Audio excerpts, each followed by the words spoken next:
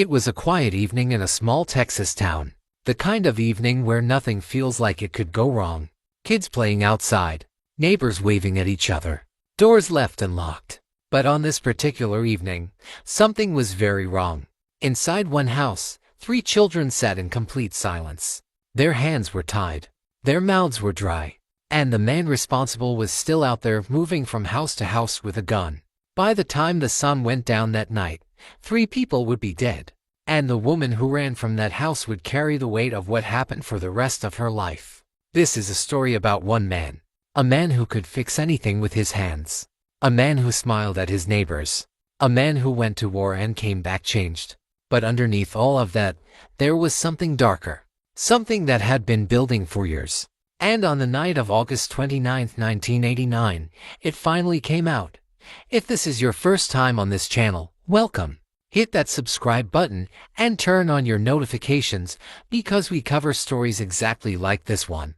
Stories that will make you look twice at the world around you. Now let's get into it. His name was Billie Wayne Coble, and if you had met him before that night in 1989, you probably would not have thought twice about him. He was a tall man, quiet most of the time. He worked with his hands as an electrician. He could fix a broken wire, rewire an entire building, and make himself useful wherever he went. To most people who knew him, he was just an ordinary man. But the people who knew him closely, the ones who had lived with him, the ones who had been alone with him, they knew a different side of Billie Wayne Coble, a side that most of the world would not find out about until it was already too late. To understand what happened that night, you have to go back, way back. Billie was not born into an easy life. When he was still just a young boy, his mother was taken away and placed in a mental institution. His father was drowning in alcohol and couldn't take care of him. So Billie ended up in a state children's home, a government facility, where he would spend the next 12 years of his life. 12 years without a real family. 12 years without a stable home. Growing up in a place like that leaves marks on a person. Marks you can always see. And just when Billie aged out of that system, he was handed a rifle and sent to Vietnam at the age of 17. He was barely old enough to shave, but he was old enough to go to war. Vietnam was not kind to the young men it swallowed up. Billie came back from that war a different person. He had seen things no teenager should ever see. He carried pain that he never fully dealt with. Years later, his own lawyers would describe him as someone suffering from post-traumatic stress disorder, the condition that, back then, most people didn't even have a name for. After the war, Billie tried to build a normal life. He worked, he moved around, he got married more than once. But no matter how normal the outside looked, something was always simmering underneath. And the women who got close to him paid a price for it. A price that would never make it into the newspapers. Not yet. By 1988, Billie Wayne Coble had settled in a tiny town called Axtell, Texas, about 14 miles northeast of Waco. It was the kind of place where everybody knew everybody, where neighbors lived just across the street from each other, where you could walk from one family's house to another in under 2 minutes. And it was in this small, tight-knit community that Billie met Karen Vicha. She was a local woman. She had children. She had family nearby. And in 1988, she and Billie got married. On the surface, it looked like a fresh start for him. A new chapter. A new life. But behind closed doors, things were already beginning to crack. Karen Vicha was not naive. She was a sharp woman who paid attention. And the more time she spent with Billie, the more she realized that the man she had married was not who she thought he was. The signs were there. The temper. The control. The moments where something in his eyes went cold. She tried. She really did. But by early 1989, Karen had made up her mind. She sat Billie down and told him what she had been thinking for a long time. She didn't love him anymore. She wanted a divorce. Those words, simple, honest words, hit Billie Wayne Coble like a match landing on dry grass. And what followed would shock everyone who heard it. If you're finding this story gripping so far, go ahead and drop a comment below. Tell us, what do you think a man like Billie does next? Because what happened after Karen said those words is something that almost nobody saw coming. The first move Billie made didn't involve a gun. It didn't happen at night. It happened in broad daylight. And when Karen Vicha realized what was happening, she was already trapped. Authorities got involved. He was arrested. And most people assumed that was the end of it. Case closed. Move on. But Billie Wayne Coble was not finished. Not even close. He was released on bond. And the moment he walked out of that holding cell, a clock started ticking, though nobody knew it at the time. 9 days. That's how long it took. 9 days between his release and the night that would change everything forever. 9 days during which Karen tried to go back to her normal life. Her kids went to school. Her family went about their routines. Her parents lived just across the street. Her brother lived just down the road. Everything looked normal. But Billie Wayne Coble was planning something.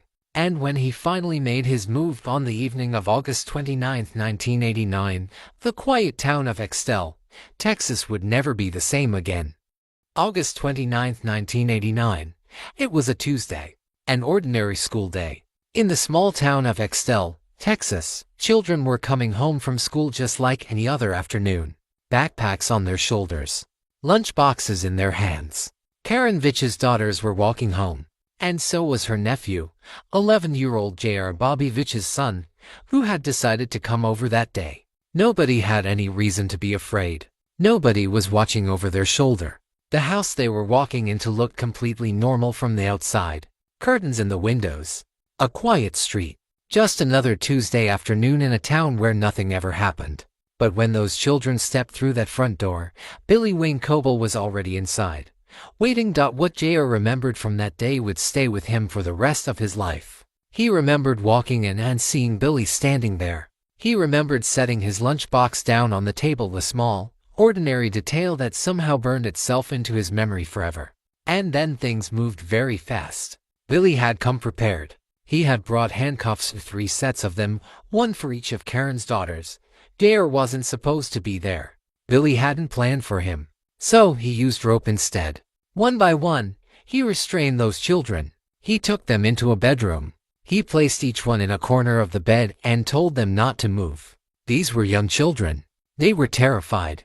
And then Billie Wayne Coble picked up his gun, walked out the front door, and left them there. Now here is the part where you need to pay close attention, because what Billie did next tells you everything you need to know about the kind of man he really was. He didn't leave in a panic. He didn't run. He walked calmly across the street to the home of Karen's parents, Robert Vicha, 64 years old, and Zelda Vicha, 60 years old.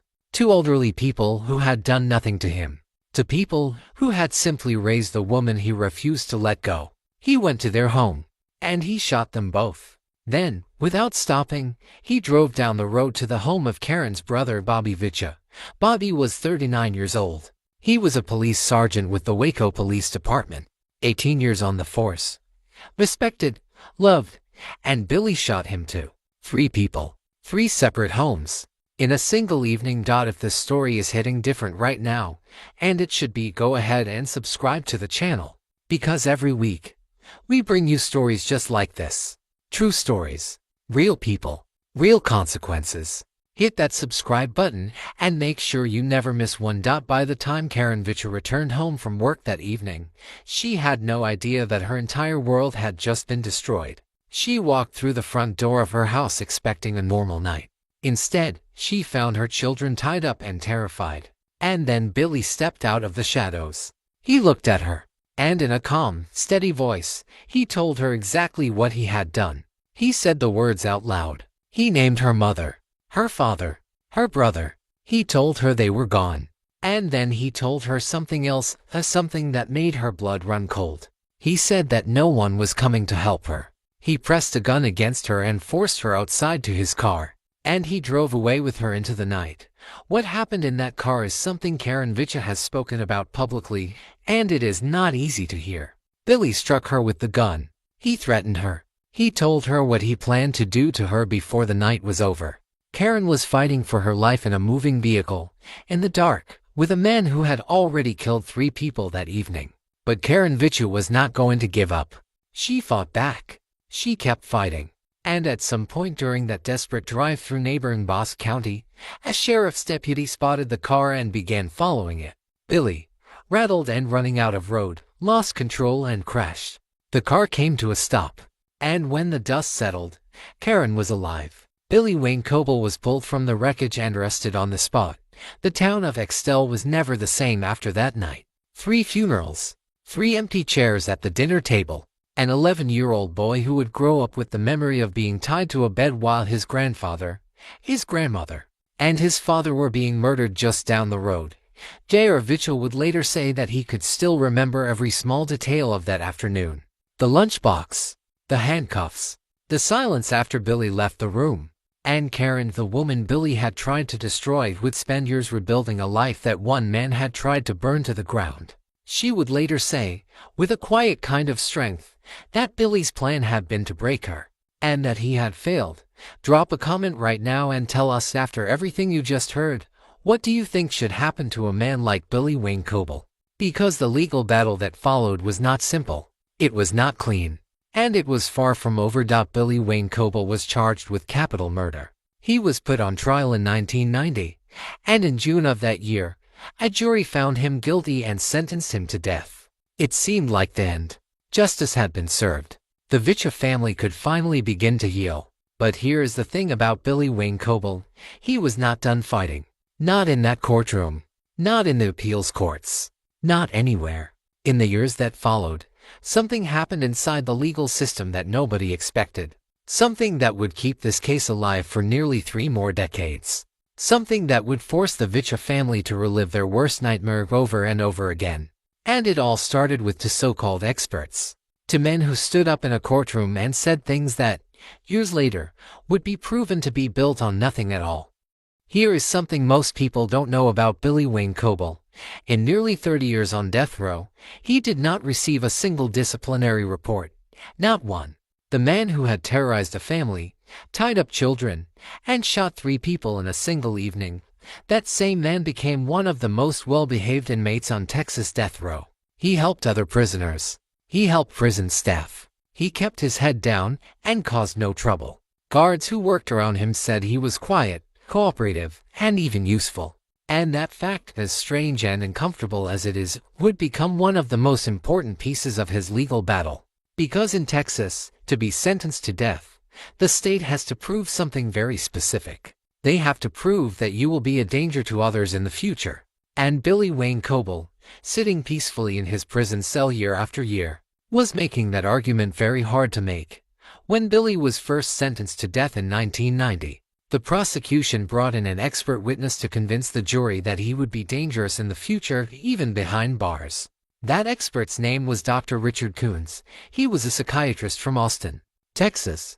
He had testified in many capital cases before, and he had a way of speaking in court that sounded very official, very scientific, very convincing. He told the jury that Billie Wayne Coble would absolutely be a danger to those around him if he was allowed to live. The jury believed him. The death sentence was handed down, and for years, nobody looked too closely at exactly how Dr. Coons had reached that conclusion. But eventually someone did look, and what they found was deeply disturbing. It turned out that Dr. Richard Coons could not point to a single textbook, a single scientific journal, or a single piece of peer-reviewed research to back up his claims. When pressed, he admitted that his method was simply his own, something he had developed himself. Something he had never tested. Something he had never gone back to check. He had predicted future danger for defendants in case after case, and he had never once gone back to see whether those predictions had actually come true. He had no idea how accurate he was. He had no system, no data, no science. Just his opinion dressed up in professional language and delivered to juries who trusted him because he wore a suit and had a title. It wasn't science. It was theater. And Billie Wayne Coble had been sentenced to die, at least in part, because of it. And if you are sitting there right now feeling the weight of that, good. Because this story is about to get even more complicated.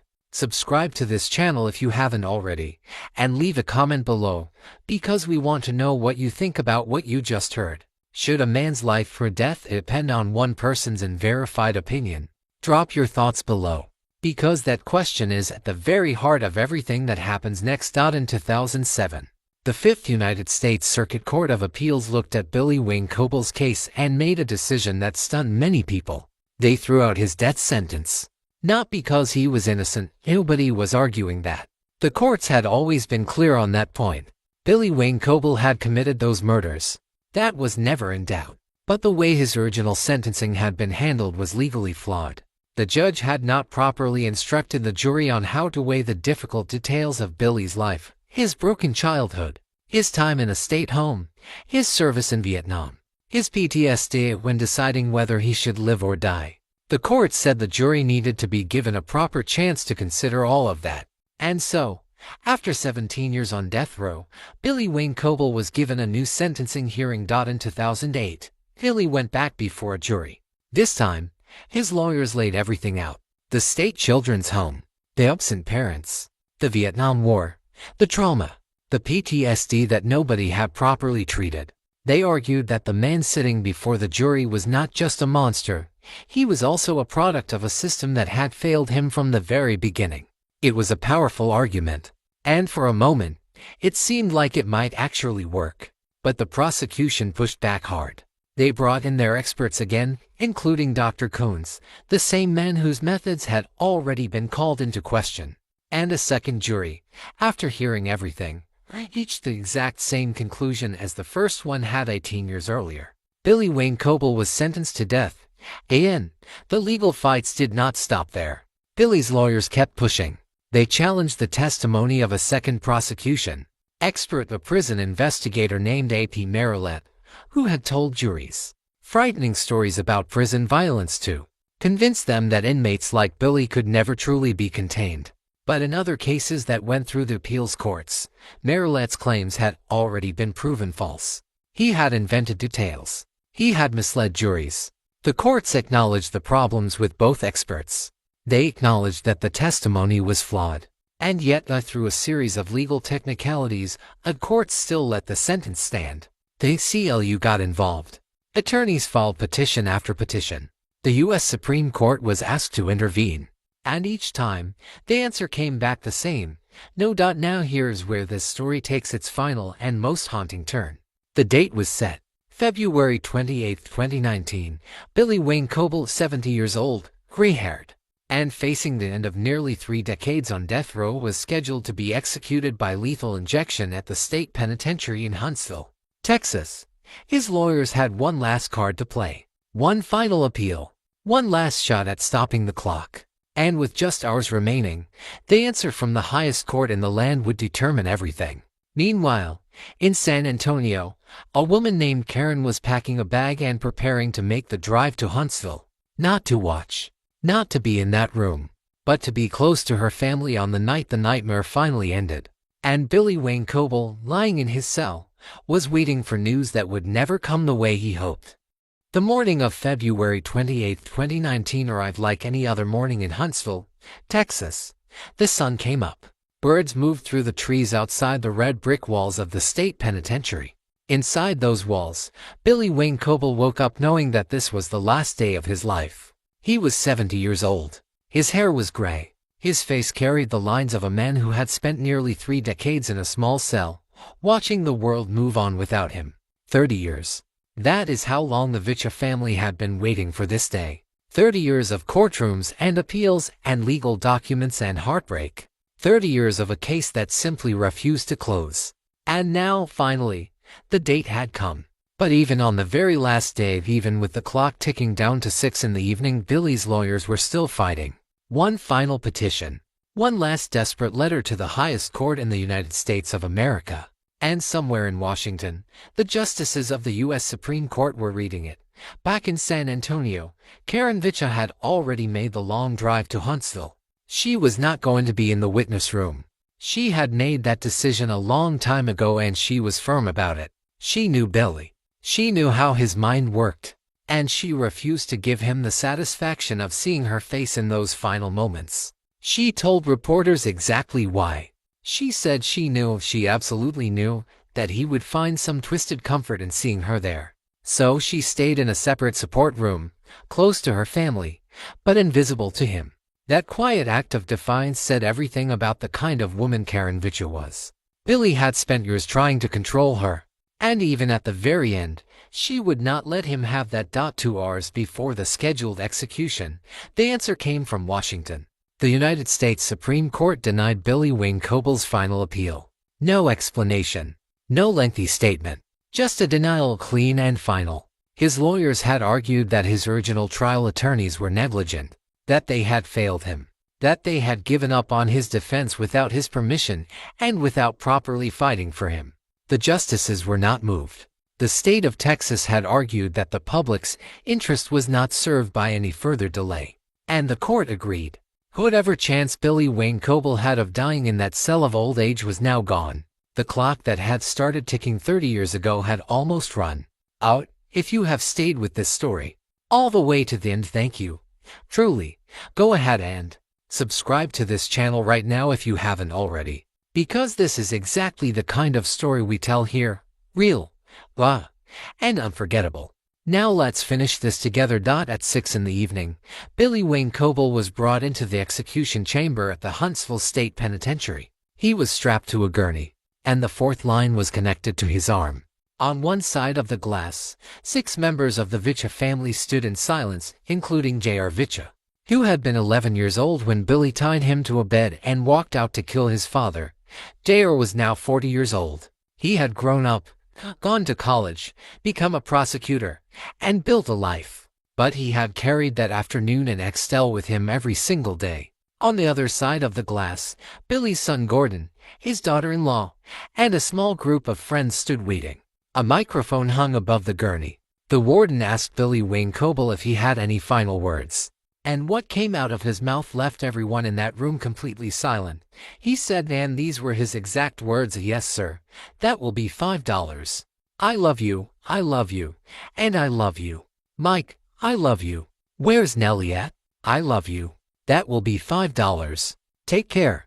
Nobody in that room fully understood what they had just heard. The words were strange, disconnected, almost like he wasn't fully in that room at all. But later, people who knew his history offered an explanation that made it all suddenly, achingly clear.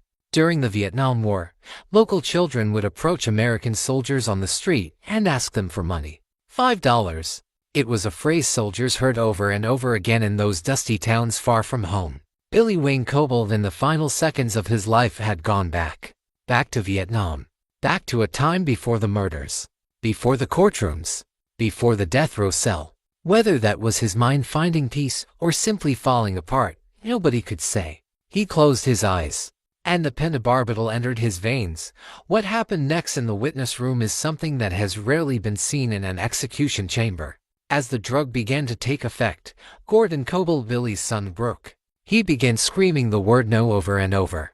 He slammed both fists against the glass that separated him from his father. Officers moved in to remove him from the room. Gordon fought back, a thrashing, kicking, throwing his arms. He and another family member were physically dragged out of the witness room and taken to the prison courtyard in handcuffs. A woman's voice could be heard shouting, "Why are you doing this? They just killed his daddy." Outside, in the cold night air, Gordon and his son Dalton were arrested on charges of resisting arrest and taken to Walker County Jail. Inside the chamber, with only 2 quiet witnesses remaining, Billie Wayne Coble took his last breath. He was pronounced dead at 6:24 in the evening, 11 minutes after the injection began, outside the prison walls that night. The McLennan County District Attorney stood before reporters and said 8 words that summed up what many people were feeling. He said, "This is the end of a horror story." J.R. Vicha, standing nearby, spoke quietly. He said that knowing Billy was no longer alive would help, that carrying the knowledge of his existence, even locked away, had been a weight on his family for 3 decades. Karen Vicha, from the support room where she had been waiting, said something that will stay with anyone who hears it. She said Billy's plan from the very beginning had been to destroy her and to destroy her family. And she looked straight at the camera and said, he did not accomplish that. The Waco Police Department sent a senior officer to the execution to stand in honor of Bobby Vicha, a sergeant who had given 18 years of his life to that department before it was taken from him and his own friend. T-Yard. Billie Wayne Coble was the oldest person executed in Texas since the state resumed capital punishment in 1982. He had spent 29 years on death row. And on a quiet Thursday evening in February, it was finally over.